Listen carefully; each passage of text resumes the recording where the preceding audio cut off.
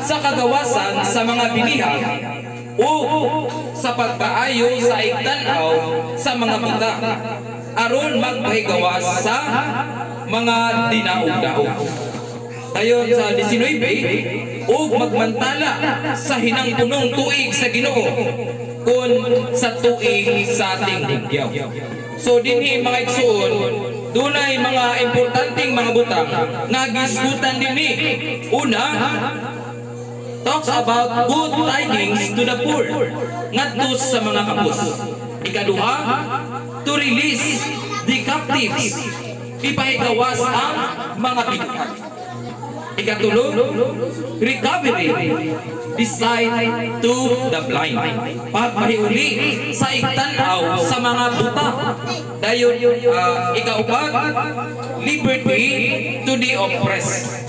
So katuni naulipon gidaog-daog, no? Dayon sa katapusan, the acceptable year of the Lord. So dunay lima ka butang ang gisgutan sa basahon sa Lucas kapitulo 4 versikulo 18 ngadto sa 19.